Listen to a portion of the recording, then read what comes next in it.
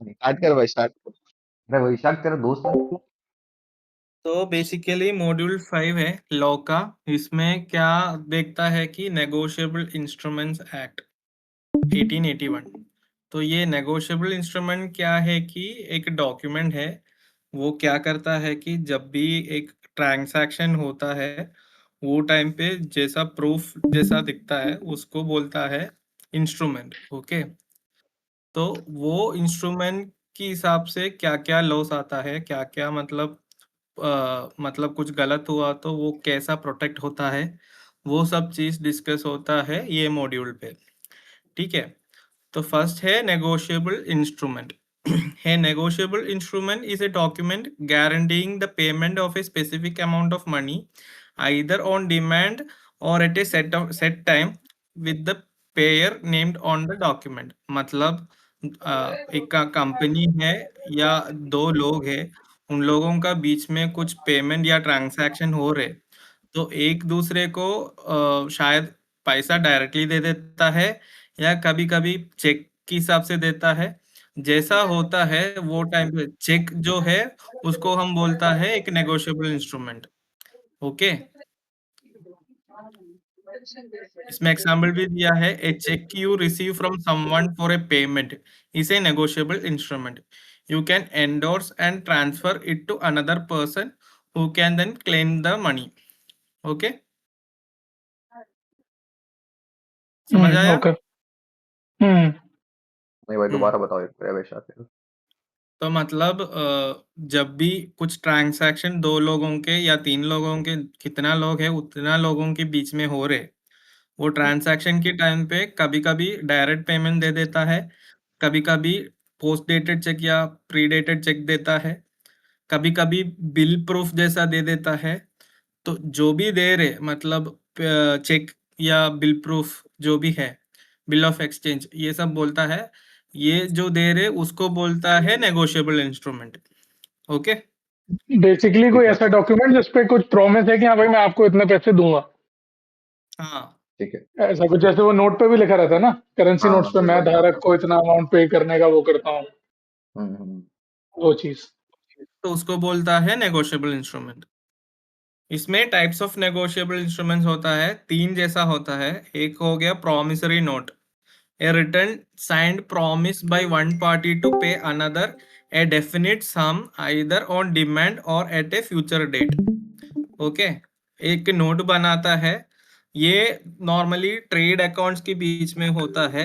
क्या करेगा कि एक नोट देगा जब भी एक सर्विस दे रहे या कुछ सेल कर रहे, वो टाइम पे ये लोग क्या करेगा, पेमेंट के टाइम पे एक प्रॉमिसरी नोट देगा।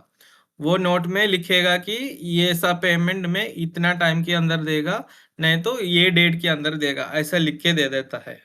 ठीक है। इधर एक एग्जांपल दिया है, a student borrows 5000 from a friend and gives a return promise to repay after 3 months. Okay. वो रिटर्न नोट जो है उसको बोलता है प्रॉमिसरी नोट। ठीक है। Stamp paper okay. जैसा। हाँ। स्टैम्प पेपर ना। हाँ। हम्म। नेक्स्ट है bill of exchange. Bill of exchange is a written order from one person to another to pay a certain sum of money to A third person. जैसे कि अपना normally bills आता है ना, वो बिल्स को बोलता है bill of exchange. A seller draws a bill on the buyer for goods supplied requiring the buyer to pay in 60 days। तो नॉर्मली जब भी कंपनीज ऑपरेट करता है, वो कंपनी सप्लायर से जब भी लेता है मटेरियल, वो टाइम पे सप्लायर बोलेगा कि मेरे को ये टाइम के अंदर पेमेंट चाहिए। पेमेंट टर्म्स रहता कि कुछ लोगों को 30 डेज होगा, कुछ लोगों को 45 डेज होगा, कुछ लोगों को 60 डेज होगा। जैसा उसमें मेंशन किया है वैसा वो लोगों को ट्रांजैक्शन होता है, तो वो बिल में मेंशन करेगा पेमेंट टर्म्स, पेमेंट मतलब डेट, ये नहीं तो इनवॉइस डेट, इनवॉइस डेट से पकड़ के कितना टाइम तक ये पेमेंट आना चाहिए वो सब मेंशन होता है इनवॉइस में। तो वो बोलता है बिल ऑफ एक्सचेंज। ओके। ठीक है। नेक्स्ट होता है अपना normal cheque. A bill of exchange drawn on a bank and payable on demand, जैसा चेक काम करता है। तो मैं दूसरे को एक चेक दे रहे, वो चेक में हम डेट देगा, ये डेट में चेक इश्यू किया है, ये तो उसमें से पकड़ के 3 महीने तक वो चेक डिपॉजिट कर सकता है, ठीक है ना। तो जितना टाइम है उसके अंदर ही वो डिपॉजिट करना है, वो भी अगर कुछ हुआ तो उसका इश्यूज होता है, तो वो सब हम डिस्कस करेगा। तो चेक भी एक नेगोशिएबल इंस्ट्रूमेंट है, ठीक है। ठीक है। सही है। तो आसिफ ये को 3 आवाज नहीं हो आ रही गया। क्या? क्या हुआ? आसिफ चैट में लिख रहा है आवाज नहीं आ रही। आवाज नहीं आ रही? उसका इशू होगा फिर शायद। आवाज आ रही भाई, आवाज आ रही है आपसे। हाँ आ तो रही, हम लोग को आ रही है। वैशाख भाई, second first one and second one में क्या है डिफरेंस? प्रॉमिसरी नोट मतलब वो एक स्टैम्प पेपर जैसा नोट जैसा होगा, ओके। हाँ, मैं बताता हूँ इसको मतलब सिंपल लैंग्वेज में। Proper legal promissory note document जैसा मतलब क्या है? प्रॉमिसरी डॉक्यूमेंट में तू ये कमिट नहीं करेगा कितने दिन में पैसा देगा। बिल ऑफ एक्सचेंज में तू ये कमिट करेगा कितने दिन में पैसा। पेमेंट टर्म्स पार्ट नहीं होंगे प्रॉमिसरी नोट में, खाली पैसा दूंगा ये है। नहीं बट इसके एग्जांपल में तो लिखा है प्रोमिसरी नोट के कि it's a return promise to repay after 3 months. मुझे लग रहा है वो है कि प्रोमिसरी नोट में अगर मैंने और वैशाख का कोई ट्रांजैक्शन हुआ है तो प्रोमिसरी नोट में ये होगा कि Vaishakh will give me a return promise कि वो मुझे पैसा देगा। और बिल ऑफ अरे हाँ एक्सचेंज ऐसा समझ कुछ गया है कि समझ गया। बिल ऑफ एक्सचेंज ऐसा कुछ है ऑथेंटिक कि बिल मिलेगा। नहीं, बिल ऑफ एक्सचेंज शायद ऐसा कुछ है कि मेरा और वैशाख का ट्रांजैक्शन था, बट ऐसा कोई डॉक्यूमेंट बना कि हिमांशु को पैसा देना होगा थर्ड पर्सन को, ऐसा ओके कुछ। आई एम नॉट गेटिंग, एक बार इसको देख लेना यार चैट जीपीटी पे। इधर है ना, देखो, 3 parties to negotiable instrument. Promissory note में खाली मेकर एंड पेई रहता, ठीक है। मतलब जो हाँ प्रॉमिसरी नोट बना रहे और जो पे करना है, मतलब किसको पे करना है वो रहता, ठीक है। पेमेंट रिसीव होगा जो उसको पे। हाँ, बिल ऑफ एक्सचेंज में ड्रॉयर रहता, ड्रॉई रहता एंड पेई रहता, समझ रहे हो। अरे मान लो मैंने एक एक बंदे को चेक दे दिया, ठीक है। मैं एक दुकान वाले के पास गया, मैंने ईएमआई पर सामान लिया, ठीक है। अब मैंने ठीक है, उसको अपने चेक काट के दे दिए, मैं हो गया पेई, चेक वो डालेगा तो हो गया ड्रॉई, और बैंक क्या हो गया? पे ड्रॉई। तुम कैसे होगा? तुमने चेक दिया है, तुम पेयर हो। हाँ तो मैंने ही तो पे किया ना। यही होता, हाँ। पे तो वो होता है जिसको रिसीव होता है पेमेंट। नहीं नहीं नहीं, जो पे करता है। पे जिसने पे किया। जिसने पे किया वो पे ही होता है। हम्म, यस। यार लो चाहे कुछ उल्फत। गलत समझ रहा हूँ क्या मैं? तीनों आ गए ना इसका इसमें अब। देखते चैट हैं चैट जीपीटी आईडी। पे डाल दे। चैट जीपीटी पे डाल दे पे ही ये होता है, वाला। पे ही होता है। A person that money specially a cheque is paid to, जिसको मिला है चेक वो पे ही है। इधर है ना, पूरा लिखा है। ड्रॉअर मतलब अकाउंट होल्डर, मतलब जिसका पास अकाउंट है। ड्रॉई मतलब बैंक हो गया, एंड पेई मतलब person to whom money is paid. हाँ हम्म मतलब पे मतलब रिसीवर। शोभित सही बोल रहा है, पे मतलब रिसीवर। ओके भाई, माय बैड माय बैड। शोभित बुरा अरे मत मानना। हिमांशु, यार हिमांशु ये सब यार ऐसे नहीं होगा यार दोस्ती यारी में, देखो भाई। भाई यार। एंड ये ड्रायर एंड ड्राई सिंपल कौन है? वर्ड में ना, बिल्स ऑफ एक्सचेंज क्रेडिटर में रहता है और प्रॉमिसरी नोट डेप्टर के अकॉर्डिंग रहता है, करेक्ट। ऐसा कुछ है। भाई मुझे बिल ऑफ एक्सचेंज में वो तीनों का डिफरेंस बता दो, ड्रायर, ड्राई एंड पे। थर्ड पॉइंट में। कौन सा? ये वाला ये चेक तो में? ये बिल ऑफ नीचे एक्सचेंज वाला। थर्ड वो पॉइंट में, नीचे थर्ड वाला पॉइंट में बिल ऑफ तो एक्सचेंज ड्रॉअर। उसमें बिल हाँ, ऑफ एक्सचेंज में। ड्रॉअर, ड्रॉई एंड पेई। बिल ऑफ एक्सचेंज मतलब इतना ही है अपना राफी। मान लो मैं एक कंपनी का आदमी है और तुम एक मेरा सप्लायर है, ठीक है। तुम मेरे को एक प्रोडक्ट दे दिया, मैं वो प्रोडक्ट एक्सेप्ट कर दिया, और तू क्या किया, मेरे को एक बिल दे दिया वो प्रोडक्ट का, ठीक है। इतना डेट का है, ये डेट में इतना अमाउंट है बोल के।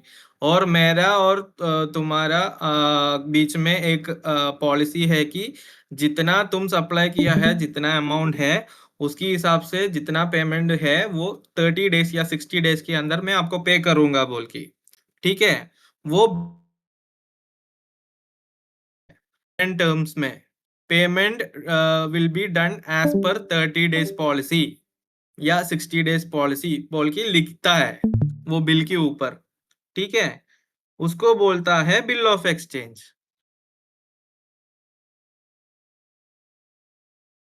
समझ रहे हो? क्लियर भाई, क्लियर। हाँ। चेक का फिर बोलना है तो इसमें 3 पार्टीज टू नेगोशिएबल इंस्ट्रूमेंट कौन कौन होता है? प्रॉमिसरी नोट में जो बनाता है प्रॉमिसरी नोट वो हो जाता, और जिसको पे करना है वो रहता। बिल ऑफ एक्सचेंज में drawer, drawee and payee. Cheque में ड्रॉयर जो अकाउंट होल्ड करता है वो रहता, बीच में बैंक रहता और पेई रहता। In a check, if Arun writes a check to Priya, Arun is the drawer, okay? Priya is the payee and the bank is the drawee. तो समझ गया एग्जाम्पल इसमें? ड्रॉयर कौन है, ड्रॉई कौन है और पेई कौन है? यस। हाँ। हम्म, नेक्स्ट टॉपिक जाऊं? जाओ भाई जाओ। ओके। फोर्थ पॉइंट है endorsement and negotiation. Okay. Endorsement क्या है कि हम एक प्रूफ बना रहे, मतलब सिग्नेचर दे रहे। सिग्नेचर देता है ना चेक की बैक साइड पे, उसको बोलता है endorsement. Endorsement is signing the back of an instrument to transfer it. Negotiation is transferring an instrument to another so they can claim payment.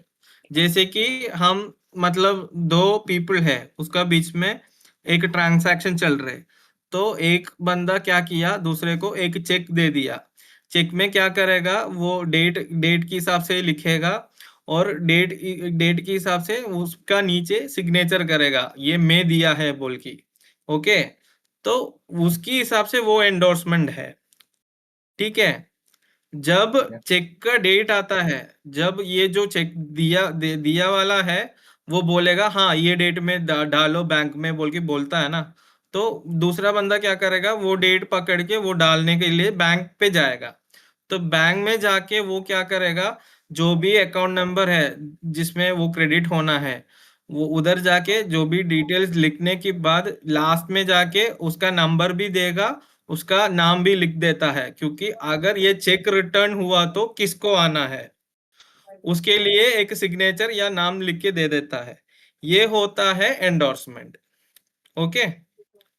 Okay. और जब ये बैंक के साथ कर देता है उसको बोलता है negotiation. Negotiation is transferring an instrument, मतलब चेक जो बैंक को देता है so they can claim the payment, तो वो होता है नेगोशिएशन, ठीक है। If you receive a cheque paid to your order, you sign the back and hand it to someone to transfer your right to collect. Doubt है इसमें? Negotiation दोबारा बता। तो मान लो हिमांशु है ना, हिमांशु बोला ना? मैंने कब हेलो। बोला भाई? हाँ नहीं नहीं, तू पूछा ना, डाउट पूछ रहा हूँ मैं। मैंने कब बोला? मैं तो कह रहा हूँ चलो आगे। आगे नेगोशिएशन जाओ। बोलो, किसने बोला था? ठीक है भाई, मैं ही बोला था, बताना। एंडोर्समेंट एंड नेगोशिएशन समझ आ गया ना? डाउट है तो बोलो, मैं फिर से बता देता हूँ। दोबारा बता दे यार, तू बता दे। साथ में बताओ ना क्या होता है। हाँ तो मान लो person A and person B is there, okay? So what happens, person B has given a service to person A. So person B, what will they do? They will tell they have this much of amount. So person A will give a check to person B and tell that you can place the check by this much period of time. So person B will collect that check and take it with them. Okay, person A will sign the check and give it to person B. Then person B, once the time, date or time has come to the exact time where the person has mentioned, person B will go to the bank and they will write on the transaction details, everything on the in the bank this thing, and they will give the check to the bank. Okay, and back of the check they will put a signature and their number as well as their account number where the person B gets the money. Okay, so once that happens, bank will take that check and place it into the for transaction. That's how the check is getting cleared. So here what happens is that endorsement, the signature given by the person A and person B are endorsement. Once the person B places the check to the bank, that is called as negotiation. Okay, वैसा हिंदी में बोलना है, जिसमें कुछ समझ नहीं आया। English में समझ भी नहीं आया? नहीं। ठीक है, मैं हिंदी में बात कर लेता हूँ। तो मान लो हिमांशु, मैं और तुम है, ठीक है? हाँ। हाँ, तू मेरे को एक सामान दे दिया, ठीक है। ठीक है? हाँ, तू सामान दे दिया बोल के मैं तेरे को एक पेमेंट दे रहा हूँ, ठीक है। ठीक है? वो भी चेक के हिसाब से दे रहा हूँ, ठीक है। ठीक है? तो जब भी मैं चेक देता है, मैं क्या करेगा, तेरा अकाउंट का डिटेल्स लिख के, तेरा नाम लिख के, मतलब जिसका है उसके हिसाब से ये लिखे, चेक का ऊपर डेट रहता, वो डेट भी लिखे मैं सिग्नेचर देगा, ठीक है? और मैं तेरे को बोल रहा है कि तू 15 डेज या 30 डेज होने के बाद ये चेक बैंक में डिपॉजिट कर लो बोल के, ठीक है? तो मेरे तरफ से चेक में एंडोर्समेंट हो गया। ठीक ओके, है। हाँ, तू क्या करेगा, जैसा डेट में बोला है उसके हिसाब से तेरा पास रिकॉर्ड करेगा। रिकॉर्ड करने के बाद जब भी वो डेट होता है, तू क्या करेगा, वो चेक जाके तेरा बैंक में जाके डिपॉजिट करने के लिए जाएगा, ठीक है? ठीक है। हाँ, तो बैंक में जाके तुम क्या करेगा, जैसा तेरा अकाउंट नंबर है, जो भी चीज है, वो बैंक में एक स्लिप रहता, वो स्लिप फिल करके ही चेक डिपॉजिट करता है। नहीं तो डायरेक्ट मशीन में है तो भी क्या करना पड़ेगा आपको, मशीन में जाके अकाउंट नंबर, आईएफएससी कोड, जो भी डिटेल्स है वो लिखने के बाद चेक जब बैंक में डिपॉजिट करने की पहले तुम क्या करेगा कि चेक का पीछे तेरा अकाउंट नंबर, तेरा नाम और फोन नंबर, कभी कभी सिग्नेचर भी पूछता है, सिग्नेचर नहीं है तो तेरा नाम लिख देता है, क्योंकि अगर ये चेक डिपॉजिट नहीं हुआ या बाउंस हुआ तो वो चेक वापस आना है, ठीक है? ठीक है। तो वापस आना है तो किससे बात करना पड़ेगा, उसके लिए वो डिटेल्स तुम लिख के दे रहे बैंक को, ठीक है? ठीक है। हाँ, वो तेरे से एंडोर्समेंट हो गया। ओके, हाँ, तेरे से बैंक को एक एंडोर्समेंट हो गया। फिर क्या होते हैं ये जैसा तुम मतलब चेक डिपॉजिट होता है, वो होता है नेगोशिएशन। ओके, ठीक हाँ, है। इधर देखो, negotiation is transferring an instrument, instrument मतलब अपना चेक है, to another so they can claim payment, so that Himanshu can take the payment from me. ठीक है। तो ये हो गया एंडोर्समेंट एंड नेगोशिएशन। अभी सही क्लियर है? एकदम। अभी एकदम क्लियर है। ठीक है। नेक्स्ट हो गया डिसऑनर ऑफ नेगोशिएबल इंस्ट्रूमेंट्स, मतलब अगर जो चेक में दिया है वो बाउंस हो गया तो क्या होगा। An instrument is dishonoured if payment is refused, मतलब जैसा मैं चेक दिया या बिल बिल जो डेट में आप पेमेंट देता है बोल के एक प्रॉमिस दिया, तो अगर मैं वो प्रॉमिस फेल किया, उसको बोलता है dishonour of negotiable instruments. Okay, so that the holder can take legal action। तो हिमांशु ठीक है। को मेरा ऊपर केस डाल सकता है। ठीक है। If you deposit a cheque and it bounces because of insufficient fund या कुछ ना कुछ रीजंस आता है, it is called as a dishonour.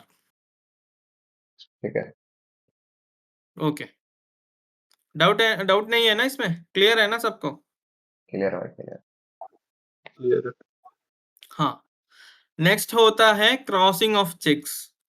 Crossing of cheques मतलब crossing restricts the way a cheque can be encashed providing extra security. तो कभी कभी आप एक कंपनी में ज्वाइन कर रहे तो कंपनी लोग कभी कभी पूछता है, मेरे को पता नहीं कितना कंपनी में ऐसा पूछा है, एक चेक क्रॉस करके मेरे को दे दो बोल के पूछता है।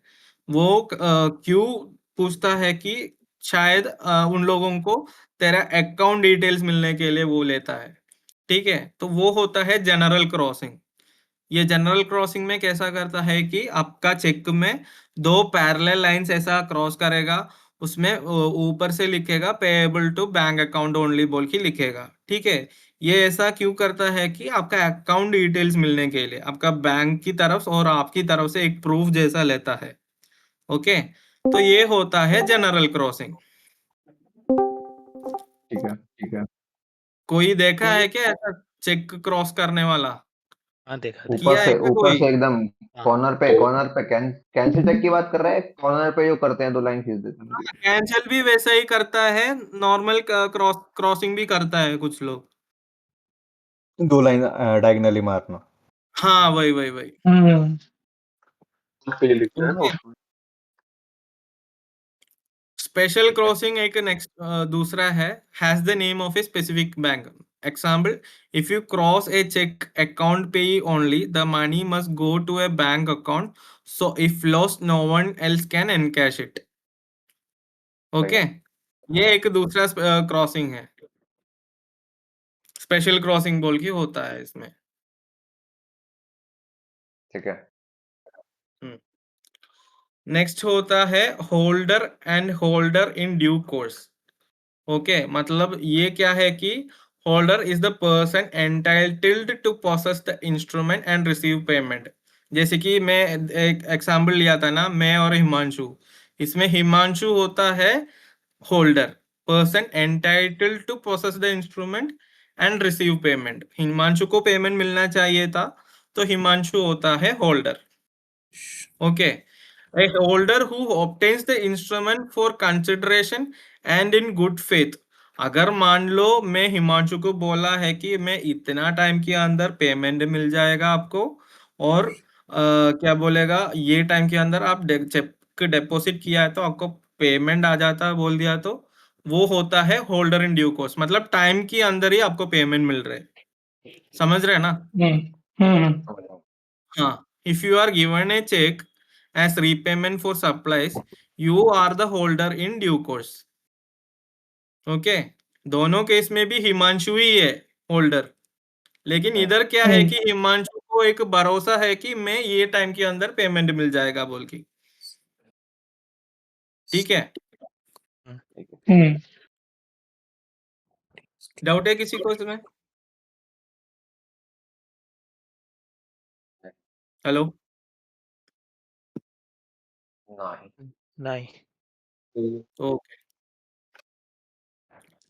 नेक्स्ट है प्रिसम्पशंस एंड प्रोटेक्शंस। तो प्रिसम्पशंस क्या है कि एक असम्पशन है, जैसे कि instrument was made for consideration और endorsement are regular are presumed unless proven otherwise. मतलब if a bank pays a cheque in good faith following all rules, it's protected even if there was a previous forgery it couldn't have detected। मतलब अगर मान लो मेरा और हिमांशु की साथ एक payment चल रहे, तो एक बार मेरे से बाउंस हो चुका है, लेकिन फिर भी मैं फिर से एक चेक दे रहा हूँ। ठीक है, चेक देने के बाद वो हिमांशु से लॉस्ट हो गया। लॉस्ट होने का कारण बैंक देखेगा, वो बराबर रीजन है तो बैंक क्या करेगा कि वो गुड फेथ में लेके ये करेगा, बाउंस का रीजन नहीं लेता। ठीक है, फिर से चेक लेके वो ये कर देता। तो ये होता है प्रिसम्पशन, एक असम्पशन जैसा है वो। ठीक है, उसके लिए क्या क्या करेगा, लॉ लीगली क्या क्या करेगा, वो होता है प्रोटेक्शन। मैं इसका एक एग्जांपल इधर लिया है, इधर देखो। प्रिसम प्रिस दिख रहे हैं ना? हम्म हेलो? हाँ दिख रहा। हाँ देखेंगे। हाँ यस यस यस। देख रहे हैं ना मैं यार। प्रिसम क्या हुआ? बोल रहा है देख रहे हैं ना मियाँ, चलो। Okay. Presumptions means that certain things are assumed to be true by law unless someone can show they are not true. मतलब कोई ये क्या करेगा कि एक भरोसा में लेता है ट्रू बाय लॉ, अगर कोई प्रूफ दे रहे कि ये ट्रू नहीं है बोल के, ये होता है presumptions. Protections means that certain people like banks get legal safety when they do the right thing and follows all normal rules. Okay इसका एग्जाम्पल इधर लिया है. Imagine Meena receives a cheque and takes it to the bank. Okay Meena को एक check मिला है, वो bank को डालने के लिए जा रहे हैं. The law presumes or assumes that the check was given honestly and that Meena is supposed to get money unless someone proves otherwise, like proving the check was stolen. कोई ऐसा प्रूफ दे रहे कि ये मीना को नहीं, मीना को ये चेक लेने का ये नहीं है, ये दूसरे का है, कुछ फॉर्जरी किया है, ऐसा कुछ प्रूफ दिया है, तो वो होता है presumption. Okay if the cheque has other people's signature endorsement, the law presumes they are genuine and transfer was proper unless proven false. समझ गया ये example? Now suppose Meena's check was actually stolen from Raju and Meena and the bank don't know this. Okay, ये दूसरा scenario है, जैसे कि check already stall हो चुका है. ओके राजू से जब मीना दिया है वो चेक ऑलरेडी स्टोल हो चुका है. So what will bank do? If the bank follows all proper rules like checking signatures, date, etc. and pays Meena her money, the law protects the bank. Okay, the bank won't get into trouble for paying out on a check with a hidden problem like forgery it couldn't detect. जैसे कि bank के पास एक legal ये है, मतलब help है कि protection मिल जाता है ऐसा बोल के. ठीक है, ऐसा जेन्युइन केस में बैंक को ये कर सकते हैं बोल के बोल रहा हूँ. समझ गया ये ठीक है. Presumptions and protection? यस. समझे.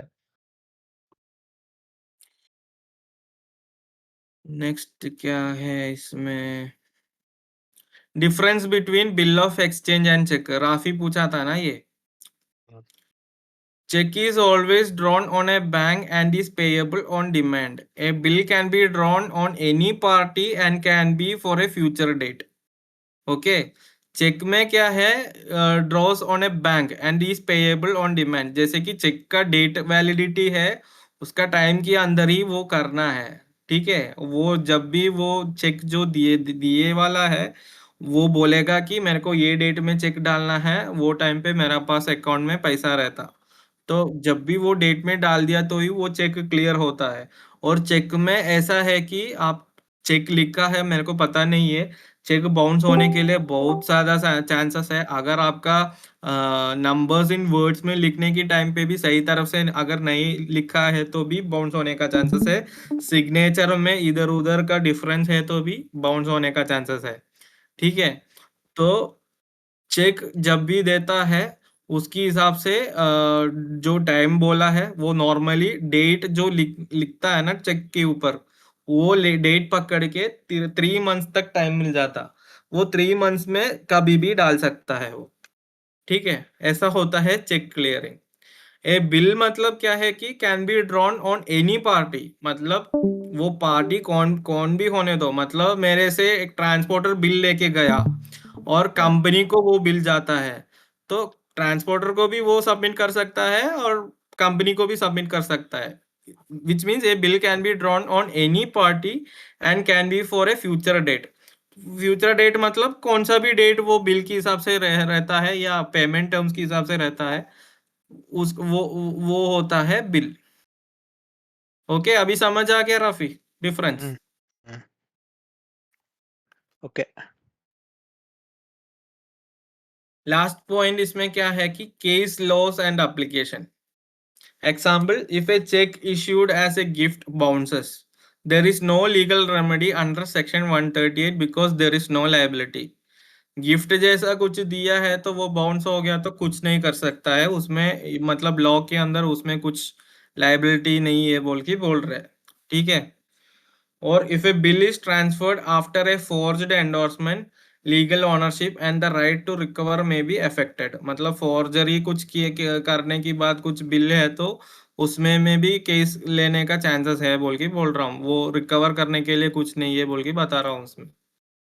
मतलब मतलब आप कुछ चोरी किया है मटेरियल, ठीक है, उसमें से कुछ पकड़ लिया, ठीक है। हाँ हाँ, पकड़ने के बाद तेरे को वो क्लेम करना है मेरे से ये लिया बोल की, हम्म, चोरी में मेरे से ये गलत हुआ बोल की तुम कुछ किया है तो लॉ तुमको प्रोटेक्ट नहीं करेगा बोल की बोल रहे हैं। मतलब मैं रोड पे चल रहा हूँ और मेरे से कोई चोरी कर ले रहा है सामान मेरा, तो लॉ प्रोटेक्ट नहीं हाँ करेगा? हाँ, कुछ नहीं कर सकता है बोल की बोल रहे हैं। अरे ये क्या बात हुई, ये तो गलत पढ़ा रहा है भाई। यात्री, अरे ये तो ये ना, यात्री अपने सामान के खुद जिम्मेदार है। अबे तो या फिर आईआरसीटी कुछ नहीं करेगा ना, बट मतलब गवर्नमेंट या पुलिस तो करेगी ना। नहीं करेगा कुछ, तेरी मेरा गलती है। फोन चोरी हो गया भाई, मेरा फोन चोरी हो गया तो बैंक की आंख तुम वो तो करोगे ना, तू चोरी डम है। चोर का फसल लगाओगे। भाई देखो देखो, इसमें लिखा है अगर तेरा लीगल ओनरशिप है हाँ या कुछ एंडोर्समेंट है, तेरा पास प्रूफ है तो वो कर सकता है, प्रूफ नहीं है मतलब कुछ नहीं कर सकता है बोल के बोल रहे। भाई, फोन तो चोरी हो गया, मैं कैसे प्रूफ करूँ कि मेरा ही फोन है? भाई वो यू प्रूफ आर प्रूफ करना डम। कर पड़ता सकते हो। अगर ट्रेन में जा रहे तू टिकट डम गंवा है। लिए, दूसरा दिखा दिया टिकट, तो आपकी टिकट नहीं होती ना, नाम तो नहीं होगे उस पर जनरल टिकट पे, तो आपकी गलती है, आप गंवा लिए। ए भाई साहब, मैं क्या बोला तुझे, यात्री अपने सामान का खुद जिम्मेदार है। बराबर। जालिम दुनिया भाई, जालिम दुनिया। ठीक है भाई, तो चलो इतना ही जालिम है नहीं, फिफ्थ मूवी। शालिक दुनिया है, शालिक। तो कुछ बड़बड़ा रहा है। चलो इजी ठीक है है, ना आगे ये चलो। चैप्टर? इजी हो गया। इजी। हो गया, इतना ही है। अरे wow. Nice. Laps. Hello Winnie the Pooh. भाई नहीं, हेलो। आवाज नहीं इस आ रही बार तुम्हारी आवाज आ भाई। रही है? आ रही है, आ आ रही रहा है, है। आ रहा है। ग्रेट। मैंने अभी जाके मैसेज देखा ना इसका कि कैसे कल कह रही भिखारी कह रही आवाज नहीं आ रही।